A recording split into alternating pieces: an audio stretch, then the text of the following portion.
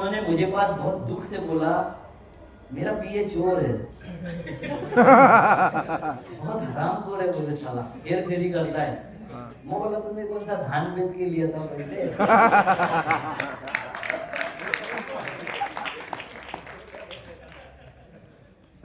इससे समझ में क्या आता है कि तू चोर है, वो भी चोर है। नहीं, एक समझ में आता है कि दुनिया के सबसे महानतम चोर को भी उसका पीए, उसका बीवी, उसके बेटे ईमानदार चाहिए। तो सबको ईमानदार की तलाश है। जनता सरकार मोर्चा ईमानदारों की तलाश समाप्त करके ईमानदारों का गिरोह पैदा करना चाहता है, लोग पैदा करना चाहता है। देखो हमारी एक कहावत है, सच है झूठ है, आपको लगेगा ये महिमा मंडित करता है, मगर जिसके सीने पर छत्रपति शिवाजी महाराज होगा और जो यहाँ संभाजी ब्रिगेड है उसका अगर सोल्जर होगा, तो कोई भी लड़की या महिला उसको आपातकाल में मदद मांगने से कभी डरती नहीं है। आपके सीने पर जो बिल्ला है वो पूरे देश में कहीं भी चला जाए, कोई भी गरीब आदमी, कोई भी दुखिया आदमी, कोई भी महिला इस विश्वास से आपके साथ में खड़ी होनी चाहिए कि मेरा रक्षक है। आप सोच रहे हैं ना गांव में क्या काम करना है, तो सबसे पहला आपकी विश्वसनीयता पैदा करनी है। और विश्वसनीयता आश्वासक नेतृत्व से पैदा होती है। आश्वासक नेतृत्व मतलब आपके सुख में, दुख में, हर चीज में खड़ा रहने वाला आदमी कौन होगा? तो जनता सरकार मोर्चा का सोल्जर, फुट सोल्जर, ये आपके साथ में खड़ा दिखेगा। अगर आप दुखी हो तो सुख में चाहे ना दिखाई दे, दुख में आपके साथ दिखाई देगा। ये आश्वासक नेतृत्व हम अपने बीच में निर्माण करें। देखो छत्रपति का कल अधूरा छूट गया था, बीच बीच में डिस्टर्ब होता है तो छूट जाता है। छत्रपति का जो ओरा पैदा हो गया था उसका चौरंग करने के बाद, तो एक 12 साल का लड़का एक घोड़ा उसके खेत के बीच में से जाने का प्रयास कर रहा था। जैसे ही मेड़ पे आया उसने उसकी लगाम पकड़ ली। और एक कविता है पूरी, खबरदार टाच मारूनी जाल उड़े चिंदड़िया उड़वी न लाई लाई ये उड़िया। मतलब अगर घोड़े को ये दे के तूने इशारा करके अगर मेरे खेत में दौड़ दिया, टुकड़े टुकड़े कर दूंगा। वो बोलने वाला जो लड़का था वो रायबा था, और जो घोड़े पर सवार था उसका नाम था छत्रपति शिवाजी महाराज। तो अगर निजाम अच्छा हो गया, आपका नेतृत्व अच्छा हो गया, आप में अगर वो जिद भर दी गई है, तो आप किसी के भी लगाम थाम सकते हो। ऊपर कौन बैठा है उससे लेना देना नहीं है। वो अगर इलीगल काम कर रहा है तो लगाम थाकने की ताकत हम में कब आती है? जब हमारा नेतृत्व उस तरीके का हमको बल देता है। ऐसा नेतृत्व पैदा होना चाहिए कि नहीं होना चाहिए? तो उसके लिए क्या करना पड़ेगा? व्यवस्था को समझना पड़ेगा, उनके दुख को समझना पड़ेगा। जैसे मैंने बताया था कि किसानों का वो मैंने पूरा लिख लिया, पता चला कि 5 समस्या ऐसी है मात्र जो पैसे से अभाव में छूट नहीं सकती, उसके लिए पैसे जरूरी है। 35 समस्या ऐसी थी जो संगठन के माध्यम से छूट सकती है। खतावनी नहीं दे रहा है लेखपाल, बैंक का कार्ड नहीं मिल रहा है, वक्त पे खाद नहीं मिल रहा है, वक्त पे बीज नहीं मिल रहा है, मार्केट में लूट हो रही है, मार्केट में कोई भी आके कुछ भी उठा के ले जाता है, मार्केट में मेजरमेंट सही नहीं हो रहा है। मैं अकेला आदमी जब पूरे छत्तीसगढ़ में आंदोलन किया था, क्योंकि 5-5 किलो अनाज ज्यादा तोल के ले लेते थे मारवाड़ी। वहां किसान गया, उसके वजन के नीचे कुछ होता था वो डाल देता था, उसमें वो बोरा डाल देता था, बोरे में पत्थर भर के डाल देता था, 5-5 किलो ज्यादा तोल लेता था अनाज। मैंने वहां आंदोलन किया, उसके लिए इलेक्ट्रॉनिक काटा लगाने के लिए सीएम को बाध्य कर दिया। सीएम ने फरमान निकाला, सारे मंडियों में इलेक्ट्रॉनिक काटे होंगे। लड़ना पड़ेगा ना, बोलना पड़ेगा। लड़ाई का मतलब मारपीट करना नहीं होता है, अड़ना पड़ेगा। अब अगर मुझे सच लगा कोई भी बात, अगर जैसे इलेक्ट्रॉनिक कांटे में चोरी भी तो होती है।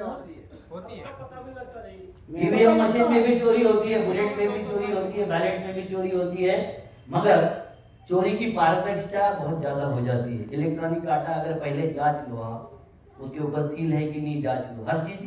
आपको समझदार होना पड़ेगा।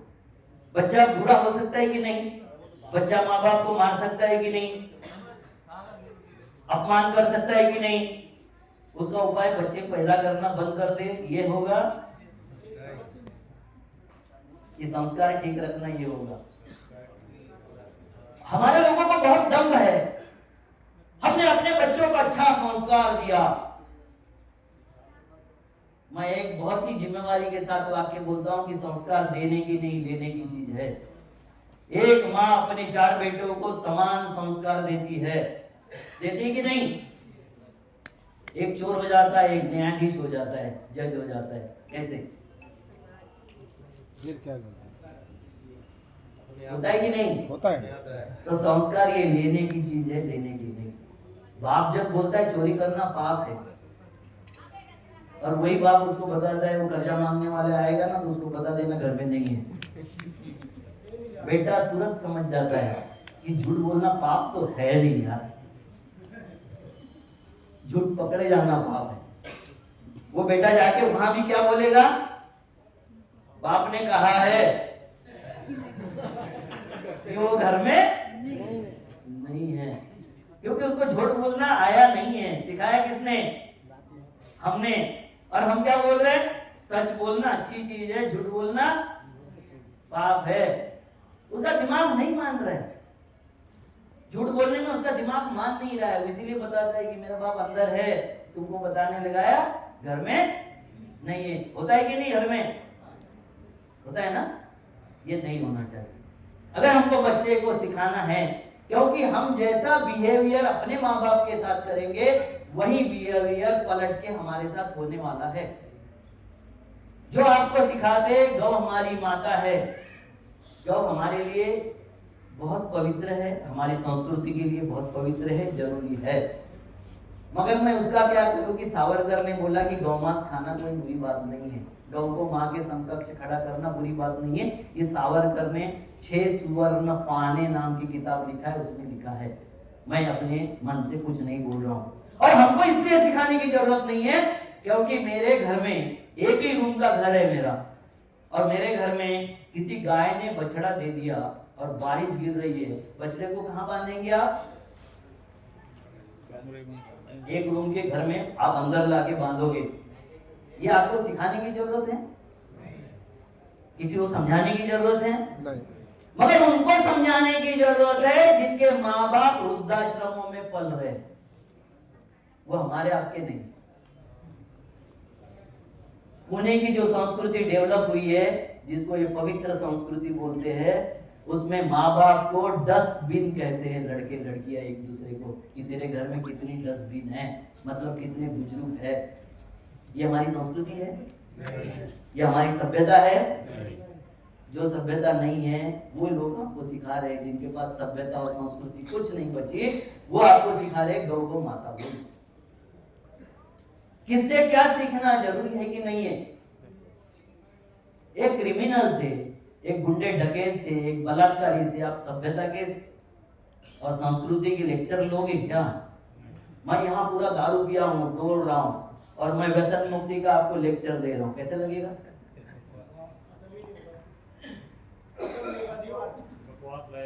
मगर यही चल रहा है, जनता बैठी है धरती पर, नभ में पंच खड़ा है, जो है जितना दूर जमी से वही उतना बड़ा है। कुपत कुपत रथ जो दौड़ाता, पथ निर्देशक वही है, लाज लजाती जिसकी कृति से, धर्मोपदेशक वही है, और राजनेता भी वही है।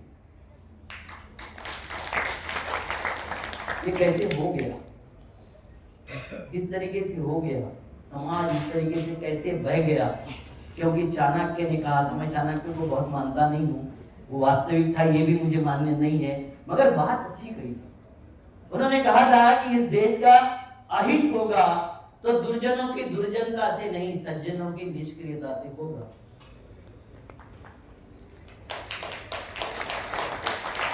और राजीव दीक्षित के भक्त सज्जन लोग, दूसरा राजीव दीक्षित मरने की राह देख रहे हैं, निष्क्रिय होके बैठे हुए हैं, ये देश का अहित हो रहा है। क्या करना चाहते हो देश के साथ? अगर हित करना चाहते हो तो सक्रिय हो जाओ, इकट्ठा होना शुरू कर दो, सप्ताह में 2-4 बार मिलने का यहाँ कोई प्रोग्राम तैयार करो कि हम कैसे मिल सकते हैं, किस तरीके से मिलेंगे, हम 1 घंटा सप्ताह में कैसे देंगे, 4 घंटे कैसे देंगे, 1 दिन कैसे देंगे, 4 दिन कैसे देंगे। और देने वाला, मैं आपको एक बात बताता हूँ कि हमारे यहाँ MG वैद्य नाम के RSS के चिंतक थे, अभी नहीं है, जिन्होंने तरुण भारत की शुरू किया था। जब भी RSS किसी इसमें फंस जाता था तो वह आके स्टेटमेंट देते थे। उनके 2 बेटे, दोनों यूरोप में पढ़े हुए। एक बेटा जर्मन में, उनका आज से 10 साल पहले की बात बताता हूं कि 50 करोड़ रुपए कमाता था वो साल के। एक बेटा 5,000 रुपए महीने से RSS में काम करता, अभी भी करता है। और जब वो बड़ा छोटा बेटा जो जर्मन में था, वो जब रहता था यहाँ वर्धा में, तो बड़ा भाई अगर आ रहा है, वर्धा में स्टेशन पे उतरने वाला है, क्योंकि उनका गांव 20-25 किलोमीटर यहाँ से दूर है। वो छोटा भाई जो 50 करोड़ कमाता है, वो गाड़ी लेके वहां 1 घंटा पहले खड़ा हो जाता था रेलवे स्टेशन पे कि वो आएगा तो उसकी बैग भी उठाऊंगा और गाड़ी में रखूंगा और उसको घर ले जाऊंगा। ये प्रेरणा समाज सेवकों के घर में अगर है तो कोई भी अपना जीवन न्यौछावर करने की बात या जीवन देने की बात कर सकता है। हमारे समाजों में तो ऐसी बात है कि अगर कोई 50 करोड़ रुपए कमा रहा है और कोई 5,000 रुपए महीना कमा रहा है, इज्जत किसकी होगी? और फिर बोलोगे कि हमारे यहाँ अच्छे लोग निकलते नहीं, कोई दूसरा करता नहीं है, कोई दूसरा समाज सेवा के लिए निकलता नहीं है। तो मेरे बहुत अच्छे संबंध थे गवई इस परिवार के साथ में, जो RS गवई, उनसे बहुत अच्छे संबंध थे। उनका बड़ा बेटा जो है राजेंद्र, उनसे मेरा दोस्ताना रिलेशन, अच्छे रिलेशन। भूषण गवई ये भी रिटायर्ड हुए। वो भूषण गवई उनके भाई के सामने झुक के खड़े होते थे। वो ये बोलते थे कि ये जब तक काम कर रहे हैं तब तक ही हम बड़े पदों पर पहुंच सकते हैं, क्योंकि आप जब बीज बोओगे, जमीन तैयार करोगे, उसके आधार पर ही समाज बड़ा होगा। आपके बीबी बच्चे बड़े होंगे, आपके नाती पोती बड़े होंगे। अगर नींव का पत्थर बनने के लिए अगर हम तैयार नहीं है और हम अपेक्षा कर रहे हैं कि मंदिर खड़ा हो जाए, तो नींव का पत्थर बनेगा कौन? देखो, मैं तो काम धंधे वाला आदमी था, बहुत अच्छा कमाता था, बहुत पैसा कमाता था। आज भी जितने शान शौकत चल रही है, बहुत शानदार तरीके से रहता हूं और मेरा परिवार मुझे शानदार तरीके से रखता है। दिल्ली में भी बेटे का घर है, नागपुर में तो हमारा पुश्तैनी घर है, मगर लोगों ने भोपाल में भी मुझे घर दे दिया, मुझे लखनऊ में भी घर दे दिया, बनारस में भी घर है। इस देश के कम से कम 500 जिलों में मेरे अपने घर है। खतावनी मेरे नाम से नहीं होगी, मगर रहने का पूरा अधिकार मुझे है। तो मैं खतावनी नहीं चाहता मेरे नाम से। अगर तुम ईमानदारी से काम कर रहे हो और वो अगर सोचता है कि ये आदमी आश्वासक है, ये मेरे परिवार को कोई समस्या नहीं होगी, इसके रहने से परिवार में उन्नति ही आएगी, इसके सोच से परिवार में उन्नति आएगी, तो कोई ऐसा परिवार नहीं है जो आपको रखने में मनाही करे। कमिटमेंट आपका होना चाहिए, वो विश्वास आपका होना चाहिए। वो विश्वास निर्माण करने के लिए, वो चरित्र निर्माण करने का काम जनता सरकार मोर्चा करेगी, ये मुझे लग रहा है।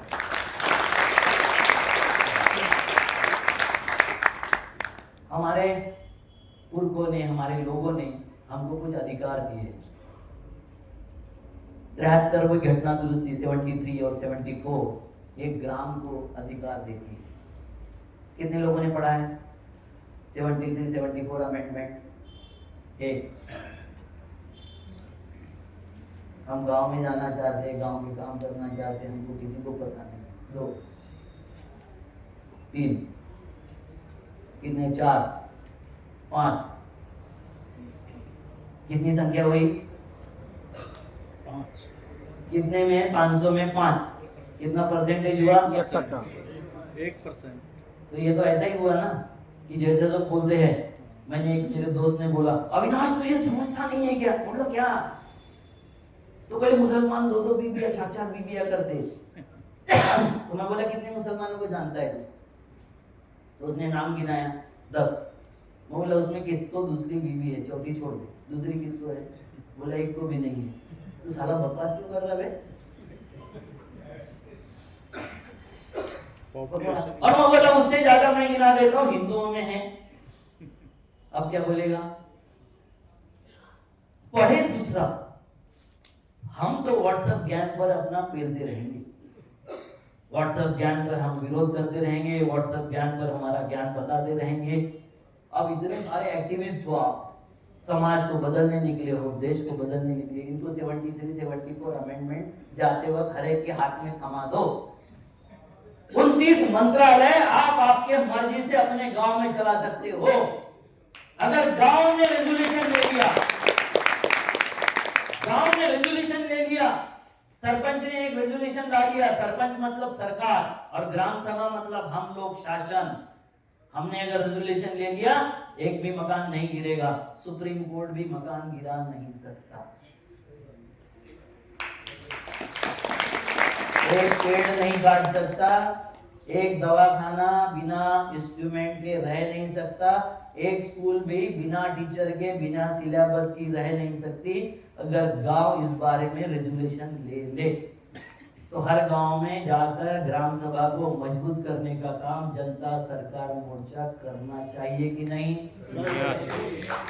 कब करेगी? जब तुमको ही पता नहीं।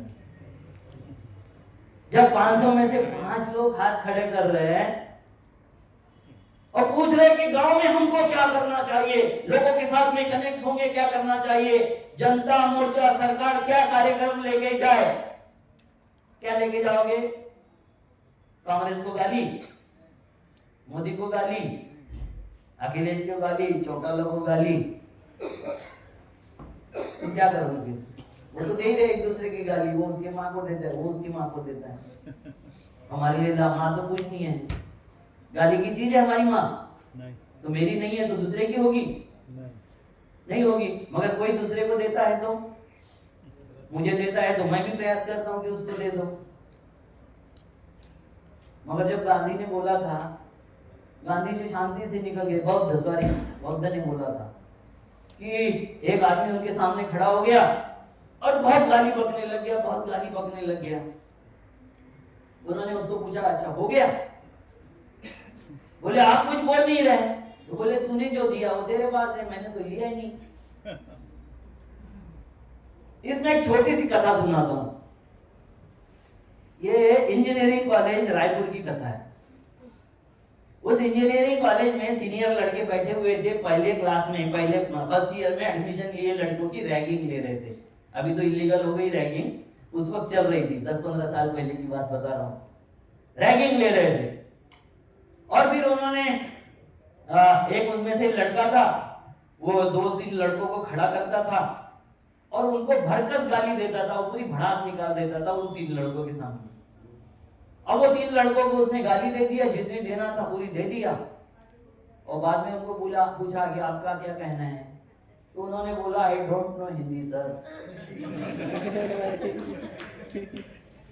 अब रैगिंग किसकी हो गई? किसकी हो गई रैगिंग? देने वालों की। हमको क्या करना है? सुनना ही नहीं है। वो जो कुछ कर रहा है वो करने दो। इतना बज रहा था, पहले डिस्टर्ब हो गए। अगर हमारे 10-5 लोग जाके वहां तोड़फोड़ करते या उनको धमकाते, फिर ये शिविर होता कि पुलिस स्टेशन होता? तो गांधी के साथ तो इन्होंने बार बार किया है, विनोबा जी के साथ बार बार किया है, बौद्ध के साथ बार बार किया है, छत्रपति के साथ किया, महावीर के साथ में किया, जैन संप्रदाय के साथ, सबके साथ किया है। क्योंकि विरोध करने वाला विध्वंसक ही करेगा और बनाने वाला विस्फोट करेगा या कंस्ट्रक्शन करेगा? कंस्ट्रक्शन। तो हम कंस्ट्रक्शन करने वाले लोग हैं कि विध्वंस करने वाले? कंस्ट्रक्शन करने वाले। तो आपको सबूरी रखना पड़ेगा या आताताई होना पड़ेगा? सबर रखो, सब ठीक होने वाला है। जितने तेजी से ऊपर जाता है उतने तेजी से आने वाला है। मगर आने वाला दूसरे ऐसे आदमी के ना चला जाए कि ईंट से, यानी पत्थर से ईंट ज्यादा अच्छी है, ईंट के पास ना चला जाए, नहीं तो फिर हमारे 70 साल खराब हो जाएंगे। तो आपका वजूद खड़ा करना ये जनता सरकार मोर्चा का काम है, आपका सबका काम है। वो एक नाम है, नाम कुछ भी रह सकता है, मुझे नहीं पता क्या नाम होगा, आगे नहीं होगा, मगर एक सोच होगी। सोच ये होगी कि कोई भी सरकार संविधान के अनुसार, हमारी सरकार हमारे लिए, हमारे जैसा हमको आवश्यकता होगी वैसा काम करेगी, वही हमारी सरकार होगी। यही चाहते हैं ना हम लोग सब बैठे हुए, क्या चाहते हैं? सबके लिए, सबका साथ। विकास धोखा ही होता है यार, सबका नहीं होता ना। मगर हम तो नारे में बह गए थे ना। आपको एक बात बताता हूं, 1975 में जब बैंकें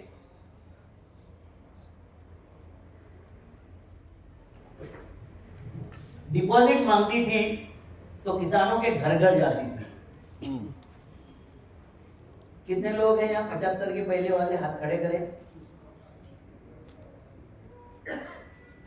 बैंक का मैनेजर आपके घर में आता था, अगर गांव के आप अच्छे रसूखदार आदमी हो, बोलता था कि पैसे घर में क्यों रखते हो, सोने में क्यों रखते हैं, हम तो बैग भी देंगे, आप हमारे यहाँ डिपॉजिट रखो। अब भी आते हैं सर, हर फसल के बाद आते हैं ना? हाँ, अभी इनके गांव में आज भी आते हैं। तो हम कौन थे? साहूकार थे। जिस वक्त ये देश आजाद हुआ, अंग्रेजों के ऊपर विदर्भ के कारंजा मंडी का 700 करोड़ रुपए बकाया था। कितना? 700 करोड़। 55 करोड़ के लिए हमने गांधी मार दिया, ऐसा वो कहते हैं। 700 करोड़ किसानों का बकाया था। क्यों? हम साहूकार थे, सोने से ज्यादा कीमत हमारी थी। जो बधारा आपको बताता है नोट की कीमत, तो सही है, कीमत वस्तुओं की होती है, करेंसी की नहीं।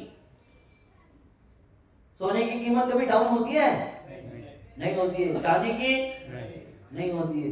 नोट की कैसी हो जाती है? क्योंकि वो माध्यम है, साधन नहीं है, ना साध्य है, माध्यम है। माध्यम की कीमत कभी भी, पूरा कोरोना चले गया, डॉलर की कीमत उन्होंने उसको करेंसी नहीं बनने दिया, असेट बना के रखा। डॉलर की कीमत गिरी, रुपए की कीमत, सारे बाकी करेंसी की कीमत गिर गई कि नहीं गिर गई?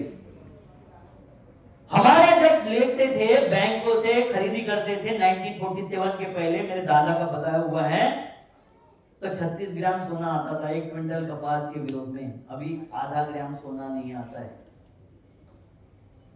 किस तरीके से? और रुपए का गिरना मतलब क्या, कोई बताएगा? रुपया गिर गया मतलब क्या? हाँ जी, मेहनत की लूट हुई नहीं, रुपए का मतलब होता है, देखो, सोने चांदी लोहा इसकी सबकी कीमत नहीं गिरती, वो वर्ल्ड में पूरी कीमत तय है। हमारी लेबर की कीमत गिरती है। मैं जो चीज 100 रुपए में बनाता था, अब वो मेरी रुपए की वैल्यू कम हो गई, अब मेरे हाथ में 50 रुपए, उनके डॉलर से हमारे हाथ में 50 रुपए आएंगे। मतलब जो तुम्हारी श्रम की कीमत 100 रुपए थी, अब वो श्रम की कीमत 50 रुपए रह गई है। बात समझ में आ रही कुछ? तो जब सरकारें पैसा गिराती है, इसका मतलब आपका श्रम मूल्य गिराती है। वस्तु की कीमत कभी कम नहीं होती, कभी नहीं। 47 के आसपास डॉलर रुपया शायद एक था, थोड़ा कम ज्यादा था, थोड़ा कम ज्यादा था। आज भी गोल्ड अमेरिका में जो दाम है वही हम इंडिया में, वो रुपया छोड़ दो, करेंसी है पूरी। गोल्ड का दाम पूरे दुनिया में एक सा है, यूरेनियम का दाम एक सा है, चांदी का दाम एक सा है, गेहूं का दाम भी एक सा ही है। उसमें सब्सिडी, बजट, करेंसी वो सब बढ़ जाता है, अलग है, मगर दाम एक सा है, क्योंकि उसकी उपयोगिता एक सी है। आप गेहूं खाने के लिए उपयोग करते हो, तो अमेरिका वाले नहाने के लिए नहीं करते, खाने के लिए करते हैं। तो जिस चीज की जो उपयोगिता है, उपयोगिता कभी कम नहीं होती है। उपयोगिता अगर कम नहीं होती तो उसकी उपयुक्तता कम नहीं होती, उसका मूल्य कम नहीं हो सकता। मूल्य कम होने का मतलब है हमारे लिए इतना मतलब है कि हमारी सरकारें हमारा श्रम मूल्य लूट रही है, श्रम मूल्य कम करते जा रही है। कल जो आपको 50 रुपए मिलते थे, अब उसके काम के आपको 25 रुपए मिलेंगे। बवाल किसने करना चाहिए था? हमने। हमको तो समझ में नहीं आता है। ये कौन समझाएगा? जो समझदार है बल्लारा या बल्लारे की फौज वही समझाएगी ना, कौन समझाएगा? और आपका आश्वासक नेतृत्व अगर गांव में बैठा है, लोगों को पता है कि ये जो बोलता है वो सच है, साला 10 साल बाद यही होने वाला है। हमारे देश का कर्जा पूरे 60 साल 65 साल में देश पर कर्जा हुआ था 55 लाख करोड़ रुपया। कितना? 55 लाख। अभी ये 11 साल में हो गया 240 लाख करोड़। हम बोल रहे अच्छे तरीके से जा रहा है देश। और ये कब हुआ? जब रेल बिक गई, गेल बिक गया, सेल बिक गया, भेल बिक गया, पेट्रोल पंप बिक गया, पेट्रोल की अथॉरिटी सारी बिक गई, रेलवे लाइन बिक गया, हाईवे बिक गए, हाईवे बिक गए। सब बिकने के बाद भी जो पैसा आया वो भी, और इतना कर्जा भी कहां गया? अडानी अंबानी को। मैं कुछ नहीं बोलना चाहता हूँ सर, मैं सवाल खड़ा करता हूँ। पूंजीपतियों को आप बोलोगे कि इनको दे दिया, उसको दे दिया, तो फिर आप खड़े होकर बोलोगे फिर कांग्रेस ने क्या किया था? कांग्रेस मान नालायक थी, घर में बैठा दिया हमने। अब ये कितना अच्छा कर रहे हैं, अच्छे दिन कितने ला रहे, देख लो। इनको भी घर बैठाओ। तो इसका मतलब ये हुआ कि हमको आगे आना पड़ेगा। इसको घर बैठाओ, फिर वो आ जाएंगे, फिर वो कुछ करेंगे, फिर अरे सवाल पूछना हम जब तक नहीं सीखेंगे, वास्तविकता से हम जब तक रूबरू नहीं होंगे। ये माँ जो है ना, वो छोटा बच्चा वहां घर में जब चूल्हे थे तो बर्तन उठा के नीचे रखती थी।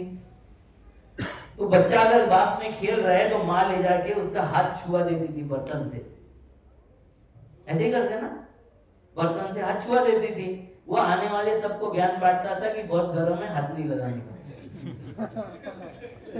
तुमको साला 75 साल में समझ में नहीं आया कि हाथ कहाँ नहीं छूना है। माए अच्छी नहीं थी या हम नादान थे? हम माँ को तो गाली नहीं दे सकते ना, हम नादान हैं। अब नादान को सदान बनाने का काम कौन करेगा? बजाओ अपने लिए तालियां। और मैं ऐसा क्यों बोलता हूँ मालूम है? आपको अगर झिझोड़ा नहीं गया ना, मुझे कई लोग बोलते हैं कि किसानों के बीच में जाके किसान होगा, इस तरीके से बोलता है कि तुम मूर्ख हो, तुमको समझ नहीं आती, ये नहीं होता है। मैं झिझोड़ना चाहता हूँ। अगर मैं झिझोड़ू नहीं तो काहे नहीं खुलेंगे? तो आपके लिए बता रहा हूँ, मैं और किसी के लिए बोल ही नहीं रहा हूँ। जब तक झिझोड़ेंगे नहीं, कान नहीं खुलेंगे। कान नहीं खुलेंगे तो जो बात बोल रहा हूँ वो अंदर नहीं जाएगी, और अंदर नहीं जाएगी तो प्रोसेसर में प्रोसेस ही नहीं होगा कि बोल कहाँ रहा है। मैं चाहता हूँ कि आपके सबके प्रोसेसर खुल जाए, आपको ये समझ में आ जाए कि चल क्या रहा है। तो गांव में क्या काम करना है? गांव में सबसे पहले समझाना है कि साधन क्या है, क्या होते हैं साधन, कौन कौन से हैं, किसको हम साधन बोलते हैं। जो जीवन जीने के लिए, संपन्नता के लिए, पैसे वाला होने के लिए जरूरत है, ऐसे साधनों के नाम बताइए। पता है? हाँ 4। और किसने बताया? ताली बजाओ, सही बोला है। पहले 4 3 बताओ। आगे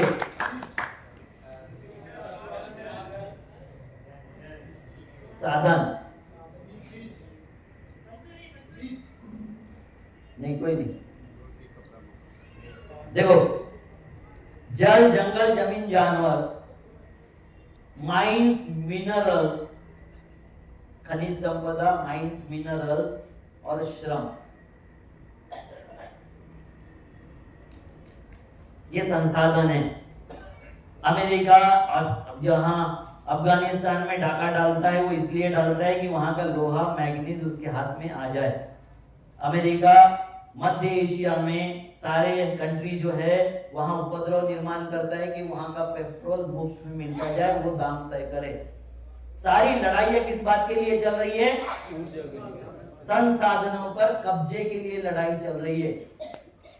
मैं जब लोक संख्या समझा रहा था तो ये बीच में छूट गया कि लोक संख्या की डेंसिटी जो होती है वो दिल्ली, मुंबई, कलकत्ता, चेन्नई में पॉपुलेशन डेंसिटी है 30,000 से 35,000 पर स्क्वायर किलोमीटर। कितना है?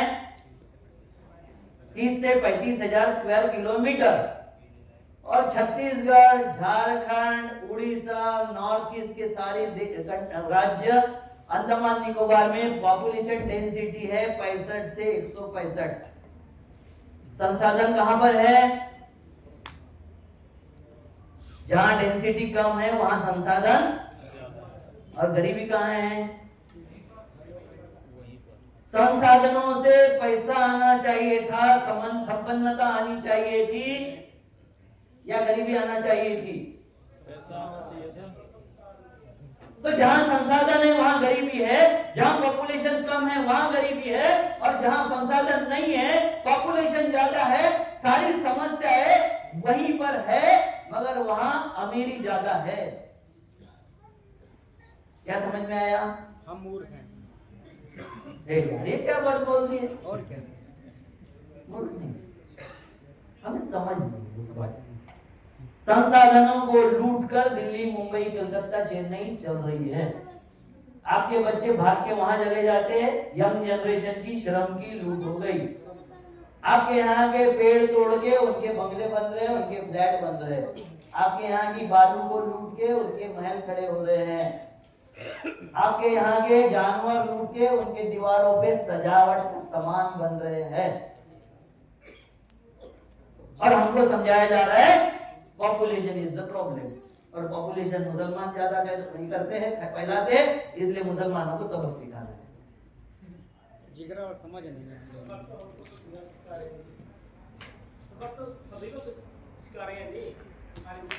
और नंबर तो आपका भी आएगा, इसीलिए तो बेचैनी है, यहाँ बैठे क्यों हो? आप में से ज्यादातर तो भाजपा के समर्थक थे, जानकारी समझ ज्यादातर। सही बात है। सॉरी, वो क्या बोल रहे हैं? आप खड़े होके बोलिए यार। 15 लाख भी नहीं दिए हमारे। बोल दिए। हाँ, मैं बोल रहा हूँ, मैं बोल रहा हूँ प्रभु, मैं सारे नहीं बोला, बहुत संख्या में बोला, इसलिए कि मैं नहीं चाहता हूँ कि कोई आ जाए। कल एक आदमी मुझे आके यहाँ जाते जाते बोला कि बाहर जरा संभल के जाना। मैं उसको बताना चाहता हूँ, मैं नाम है मेरे, मुझे उसका चेहरा वेहरा याद है, मैं उसको बताना चाहता हूँ कि मैं आरएसएस के बाजू में एक ये है भड़ सभागृह है, वहां जाके मैं आरएसएस की पूरी ऐसी तैसी किया था भीड़ के बीच में। वहां आए थे, पुलिस वालों ने बताया था कि संभल के जाना। मैं बोला एक ही बार मरना है, यहाँ मरना होगा, टेंशन क्या लेते हो आप? मत टेंशन नहीं, ऐसा कोई माई का लाल नहीं मुझे हाथ लगाए, और लगाए तो मेरा परिवार इतना जबरदस्त है कि उसकी 7 पुस्ते खोद के निकालेगा और जेल में पहुंचा देगा। कोई ये बताने का प्रयास न करे कि आप संभल के चले जाओ, इसके चले जाओ। अरे संभल के तो गांधी भी चले थे, क्या हुआ? इंदिरा जी भी चली थी, क्या हुआ? राजीव गांधी भी संभल के चल रहे थे। कोई सुरक्षा पहली गोली से बचाने वाली अभी तक दुनिया में इजाद नहीं हुई है। और मारने वाला कोई होगा तो मेरा ही शेर दिल होगा, नपुंसक मुझे मार के नहीं सकता। इस बारे में मुझे कोई ये नहीं है, तो इसलिए मैं आपको बोल रहा हूं कि ये जो संसाधनों की लूट है, अब ये ग्राम सभाएं निर्णय लिया है होगा नहीं, मुझे नहीं पता। यहाँ की लूट हो गई, इतने सारे जंगल कट गए, हंसदेव का जंगल कट गया, हजारों पेड़ कट गए। एक पेड़ माँ के नाम लगा दिया, बाकी जंगल बाप के नाम कर दिया, है ना? और वो कट गया। अब कट गया तो वहां की ग्राम सभा ने ये अगर निर्णय लिया होगा, और ग्राम सभा ने ये निर्णय को चैलेंज देने वाली हाई कोर्ट, सुप्रीम कोर्ट के पास में वो सबमिट कर दिया होगा, जनता सरकार उसके साथ में खड़ी हो गई होती, वहां जाके बवाल मचाने से कोर्ट में लड़ना शुरू कर देती, तो क्या जंगल का पेड़ कट जाता? तो संविधान में जैसी खामियां उन्होंने ढूंढी है, ताकत आपको ढूंढना पड़ेगा। क्या ढूंढना है? लट लेके नहीं ढूंढना है। हरियाणा से आए हो इसका मतलब लट लेके चलोगे नहीं होता है, लटे तो की हालत करा दी है पतली।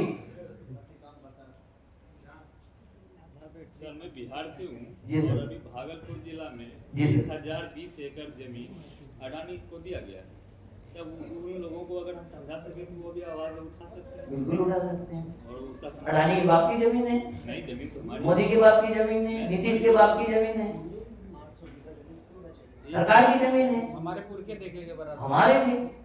हम ग्राम सभा तय तो करें, मगर ग्राम सभा सशक्त होने के लिए उसके साथ में एक संगठन खड़ा होना पड़ेगा। अभी तो मैं समझा रहा था कि 42 समस्या है, 35 समस्या ऐसी है कि जो हमारे जानकारी के अभाव में, संगठन के अभाव में वो समस्याएं हमको निकल रही है।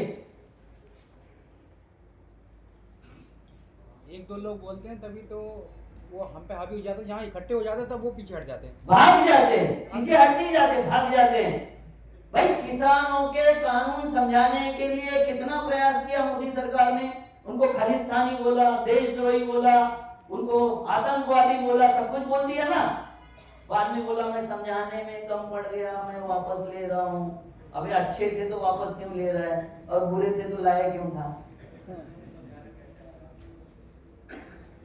क्या बोल रहे हैं? समझाना क्या चाह रहे हैं जो समझ नहीं पाएगा कौन? किसान नहीं समझ पाएगा। हमारे हक और अधिकार समझाना है बस, उससे ज्यादा कुछ नहीं समझाना है। 95% सब समझदार है, आप ये मत समझिए किसान आपसे ज्यादा समझदार है। बोलने वाले केवल उसको ये समझ में आता है कि साले सब चोर है। समझाना पड़ता है क्या? सारी पार्टियां चोर है, समझाना पड़ता है क्या? क्या बोलती है वो? क्या बोलता है? अरे सब चोर है, कोई भी आएगा तो यही करेगा। अभी 10,000 रुपए दे दिए तो उसको दे देते हैं। उसको जब समझ में ही नहीं आता है कि वोट का मतलब क्या है, हमारे हक अधिकार क्या है, हमारे क्या करने से क्या होगा, किस तरीके से बिहेव करने से क्या हो सकता है, ये जब तक समझ में नहीं आएगा। समझना क्या है? इतना ही समझना है तेरा जिंदा रहने का अधिकार क्या है।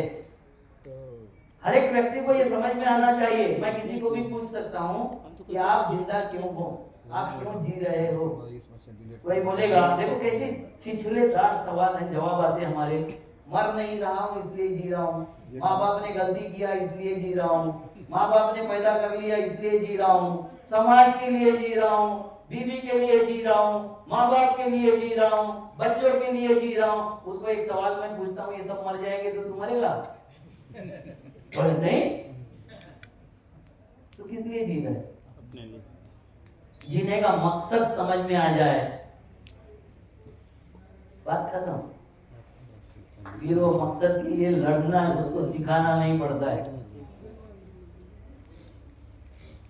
आपको हिरन प्राणों के साथ में जान बचाते हुए भागते दिखती है, उसको उसका मकसद पता है कि मैं जिंदा रहूंगी तो वंश संवर्धन करूंगी। उसका एक ही मकसद है कि मेरा वंश आगे बढ़े, उसके लिए उसका जिंदा रहना जरूरी है।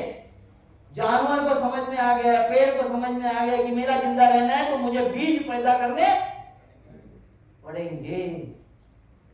इंसान को क्यों नहीं समझ में आ गया? क्योंकि आपके पास में विशेष पावर दिया है भगवान ने, अल्लाह ने, रब ने, जिसने भी दिया कि आप आपके इच्छा के अनुसार चल सकते हो, बोल सकते हो और रह सकते हो। तो आपकी इच्छा किस लिए दिया था? गुलामी करने के लिए, स्वतंत्रता प्राप्त करने के लिए, उन्नति के लिए। किस लिए दिया था? ये पावर किसने दिया? कुदरत ने क्यों दिया? जानवरों जैसे आप नहीं रहो, इसमें कुछ सुधार करो। तो हम सुधार क्या कर लिए? जब हम अनपढ़ थे तो हम मल्ल युद्ध करके निपटा लेते थे। अब क्या सुधार हो गया हमें? अब एटम बम डाल के सुधार, और उससे आगे बढ़ गए कि अब पृथ्वी रहने लायक नहीं रहेंगी, चलो मंगल पे, चांद पे चलते। अबे साले तेरा घर सफाई कर ले पहले, मंगल चांद पे बाद में चले जाना, तेरा घर तो साफ कर ले। घर साफ नहीं करना, घर में पूरी गंदगी भरी जाएगी और लाके दूसरी बाहर की गंदगी भी ठाक लूंगा और मैं मंगल पे जाऊंगा। एलन मस्क के साथ में मंगल पे जाके वहां रहेंगे, मंगल बनाएंगे। ये कौन सी मानसिकता हो गई हमारी? ये रहने लायक है, इसीलिए नेचर ने बनाया था। कुदरत ने हमको यहाँ पैदा किया, इसलिए पैदा किया कि आप सुखपूर्वक यहाँ जी सके। आपको जो चीज चाहिए वो सब कुदरत ने आपको दे दिया। लुटेरे वो चीजें लूट के अपने यहाँ स्टॉक कर रहे हैं और इसके लिए आपका संघर्ष चल रहा है। अब इसको सुधारना है। दिल्ली में बताया गया पोल्यूशन केजरीवाल बहुत फैलाता है, साले को हटाओ, इसकी ऐसी तेजी करो, ये बहुत अच्छे स्कूल खोल रहा है, हॉस्पिटल खोल रहा है, ये नहीं चाहिए हमको। हमको क्या चाहिए था? उत्सव मनाना चाहिए था, दिवाली जोर शोर से हो, मुसलमानों को सब ज्ञान बांटने आते, हमको ज्ञान बांटने आते, उनको नहीं बताता, कुर्बानी देते तो वो पटाखे फोड़ते हैं ईसाई, तो उनको नहीं समझाता। अब रेखा गुप्ता जी कह रही है कि साले तुमने पटाखे फोड़े हैं, तुम भुगतो। सुप्रीम कोर्ट का चीफ जस्टिस कह रहा है कि पोल्यूशन का स्तर ये हो गया है कि 1 घंटा मैं वॉकिंग करने जाता हूँ, मेरी तबीयत सीरियस हो गई है। वीडियो कॉलिंग से केस अटेंड करेगा, शुद्ध ऑक्सीजन। वीडियो कॉलिंग से केस अटेंड करेगा। हाँ। बच्चे भी मोबाइल से ही पढ़ रहे हैं, स्कूल में नहीं जाते, बंद है काफी टाइम से। ओ मुबारक हो, राम राज्य आ गया। जो कोरोना काल में मोबाइल से पढ़े उनको कोई नौकरी नहीं दे रहा है, अभी कोई कंपनी उनको एक्सेप्ट करने को तैयार नहीं है। वो बोलते हैं नहीं ये मोबाइल वाले हैं, इनका कुछ इनसे कुछ होगा नहीं। अरे भाई इसकी भी शर्म हमको नहीं आई कि जहां पोल्यूशन जांचने का सेंटर है उसके चारों तरफ पानी के टंकर घूम रहे, उसके चारों तरफ घूम रहे हैं, फवारे हो रहे हैं, क्योंकि दिखाना है कम है 10 मीटर के आसपास जहाँ लगा बस, और हमें कुछ नहीं लगा इसका। तो हमारी संवेदनाएं मर गई है, जीने की इच्छा मर गई है, विरोध मर गया है, ये जानकारी का अभाव है। हमको क्या अभाव? जानकारी का ही अभाव है। जानकारी के अभाव है, तो ये वीडियो वायरल हुआ है। अभाव कैसे रह गया? अभी तक भाव का अभाव है। किस बात का अभाव है? भाव का अभाव है। दूसरे को भाई मानने को, बहन मानने को हम तैयार नहीं। बीवी को मानने को एक झटके में तैयार हो जाते हैं, मगर माँ मानने को तैयार नहीं होते।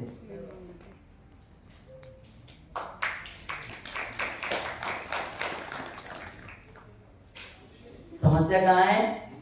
हमारी समझ में। समस्या कहाँ है? सुधारना क्या पड़ेगा? और हम सुधारने किसको जा रहे हैं? समाज को, दूसरे को, सरकार को, मोदी जी को, राहुल गांधी को। किसको सुधारने जा रहे हो? तुम्हारे हाथ में किसको सुधारना है? तो अपने आप को सुधारने के पहले मोदी को सुधार सकते हो? राहुल गांधी को सुधार सकते हो? तो पहले जनता सरकार मोर्चा को सुधारो ना, सुधरो, उसको सुधारो। आप जो चाहिए वो सरकार आ जाएगी। नेता डरता ही है जनता से आज भी, कितना भी लूट हो जाए। अभी 324 और 337, सॉरी मैं भूल नहीं रहा हूँ, तो 1 मिनट अभी बता रहा हूँ। मेरे बेटे को मैंने जब पूछा तो उसने भेजा है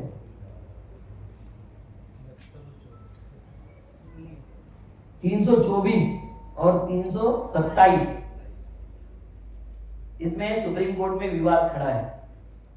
सुप्रीम कोर्ट ये में जो कपिल सिब्बल और उन्होंने बताया कि एसआईआर नहीं हो सकता, ये अधिकार ही चुनाव आयोग को नहीं है। इसका मतलब है कि जो कुछ अब तक हुआ वो इल्लीगल हुआ है। चुनाव आयोग लिस्ट नहीं बना सकता, बीएलओ नागरिकता तय नहीं कर सकता, मैट्रिक क्लास वो मास्टर लेवल का अधिकारी मेरी नागरिकता तय नहीं कर सकता, मेरे बाप का सर्टिफिकेट मिले बिना वो मेरी नागरिकता रखने को तैयार नहीं।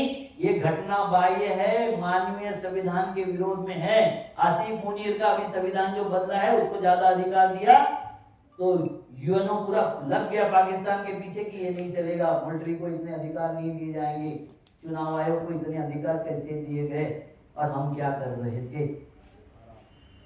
सवाल मेरा वाजिब है या गलत है?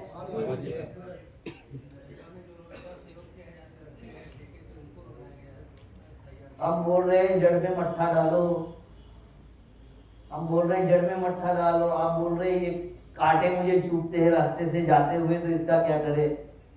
जड़ में मट्ठा डालना पड़ेगा। जब अधिकार नहीं है और अधिकार के विहीन वो काम कर रहे हैं, बिना अधिकार की संस्थाएं चला रहे हैं, बिना अधिकार के उत्तर प्रदेश गुजरात में पुलिस थाने चल रहे हैं, कोर्ट चल रहे हैं, हम आप उनके बैठे हुए तमाशा देख रहे हैं। हम इस देश के शासक हैं, जनता है या नौटंकी देखने वाले तमाशगीर है? कौन है? शासक थे लेकिन नौटंकी देखने वाले बने। तो वो जगह मालिक को अगर ये लग जाए कि मैं मालिक था और कैसे साला नौकर बन गया, मुझे कोई भी टकली मारता है आके, ये एक गांधी जाग गया तो इतना बड़ा क्रांति कर गया, एक राजू दीक्षित जाग गया तो इतने बड़े लोगों को जगा गया। आप आपके दुकान लोगों को तो जगा सकते हो कि नहीं जगा सकते हो, मगर उसके लिए आपको जीना पड़ेगा। आपके वर्तन से आएगा ये, जो कुछ आएगा ये आपके वर्तन से आएगा, ज्ञान से नहीं आएगा। मैं पहले ही बताया कि मैं दारू पी के यहाँ डोल रहा हूँ और बसंत मुक्ति का लेक्चर दे रहा हूँ। मेरे एक दोस्त थे, वो छोटी सी किस्सा देता हूँ, बाद में आपको छुट्टी दे देता हूँ। एक दोस्त था, वो मुझे बोला कि मैं हर चीज प्रैक्टिकल से समझाता हूँ, आपके जैसी बोलता नहीं मैं ज्यादा, मैं प्रैक्टिकल से समझाऊंगा। बोला अच्छा बात है। वो बोला मैं व्यसन मुक्ति बच्चों को समझाना चाहता हूँ, व्यसन मुक्ति कैसे करना चाहिए। तो ठीक है बोला आजा। मैंने पूरे क्लास को बुलाया और क्लास को उसको कॉलेज को बोला कि ये 10 मिनट का इसका भी लेक्चर होगा, मेरे लेक्चर के पहले मैं व्यसन मुक्ति में अलग समझाता हूँ। वो बोला ये प्रैक्टिकल से समझाएगा और सबको अच्छा लगा। उसने 2 कांच के गिलास मंगाया, सफेद चादर रखा, 2 कांच के गिलास मंगाया, उसमें से एक बोतल से उसने निकाला लिकर, दारू, स्पिरिट, एक कांच के गिलास में डाल दिया। दूसरे इसमें इसने बुलाया था पानी स्कूल से, वो दूसरे इसमें डाल दिया। दूसरे जेब से उसने केचुए निकाला। क्या निकाला? केचुए उसने दारू के गिलास में डाला, वो ऐसे तड़फड़ाने लग गए और उसके टुकड़े टुकड़े होना शुरू कर दिया। उसने पानी के गिलास में डाला तो वो अच्छे से शांति से रह गए। तो उसने लास्ट में खड़े हुए एक बच्चे से पूछा, इससे आपको क्या बोध मिला? तो बोला कि दारू पीने से पेट में कीड़े नहीं होते।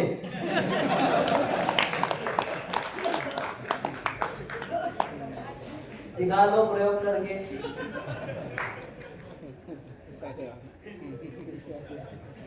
अब बात गलत बोला था क्या उसने?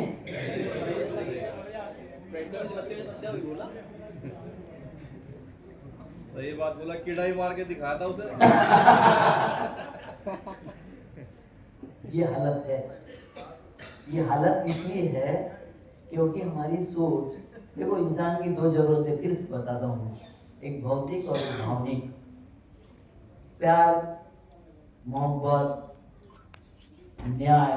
अगर मेरा मेरे माँ के ऊपर विश्वास नहीं है, मेरा मेरे बेटी के ऊपर और बेटी का मेरे ऊपर विश्वास नहीं है, तो एक कमरे में अगर हम बंद हो जाए तो फिर नर मादा से ज्यादा कुछ नहीं है। और अगर विश्वास है तो फिर दुनिया की सारी बहनें मेरी बहन है, मेरी माँ है, बीवी नहीं हो सकती। और ये विश्वास कैसे आएगा? कितने पैसे होने के बाद आएगा? कितने मकान होने के बाद आएगा? कितनी मोटरसाइकिल होने से आ जाएगा? कितनी इंडस्ट्री आपकी लगने से आ जाएगा? कितना मरला, क्या एकड़ हेक्टर खेती होने से आ जाएगा?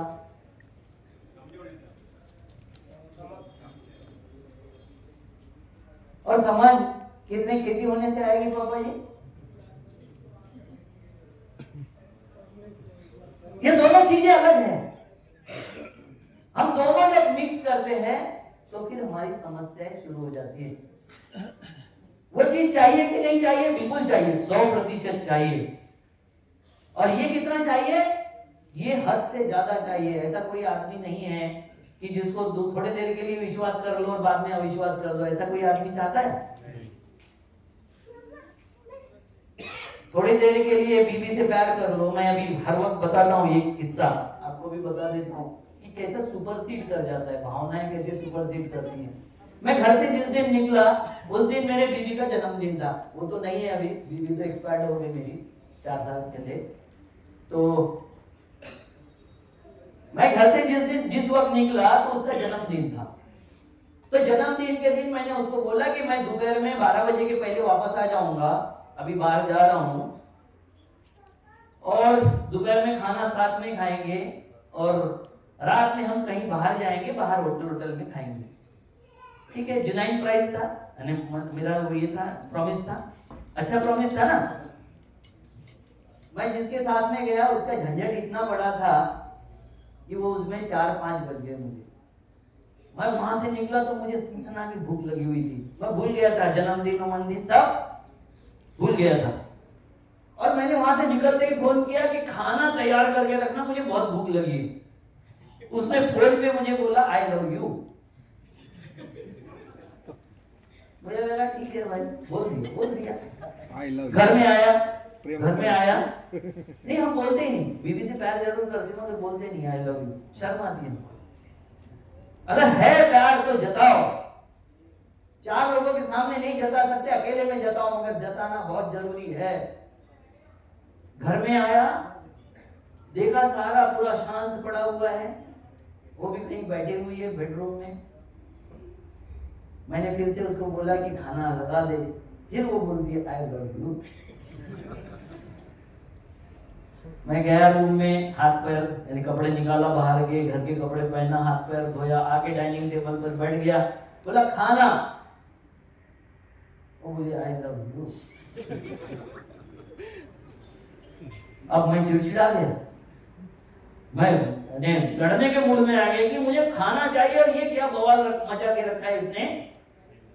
वो गई किचन में, उसने खाना तो बना के रखा है क्योंकि प्रॉमिस किया था मैंने, वो भी भूखी है, लाके मेरे सामने पटक दिया उसने।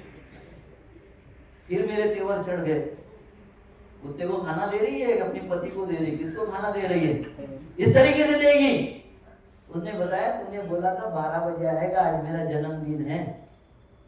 अब मुझे ना माफी मांगते बन रहा है, ना चिढ़ते बन रहा है। ये होता है कि नहीं? क्योंकि भावनाएं सुपरसीड जज कर जाती है। कोई भी भावनाएं ऊपर आ जाती है तो भौतिकता उसमें दब जाती है। कोई भौतिक संसाधन फिर भावनाओं को काबू नहीं कर सकते। एक बार बीवी चिढ़ जाए, फिर आपका पद, पैसा, गाड़ी, घोड़ी, डिग्री सब कुंगली करके रख लेना। वो बोलेगी चल नहीं रहना है साथ में। ये मानवीय संवाद है जो भूल गए हम जो ढूंढ रहे हैं वो ढूंढ रहे हैं कि मानवीय संवाद कहां से शुरू करे, बात कहां से शुरू करे। तो बात इंसानियत से शुरू होनी चाहिए और बात को ले जाना है जनता सरकार मोर्चा तक। नमस्कार।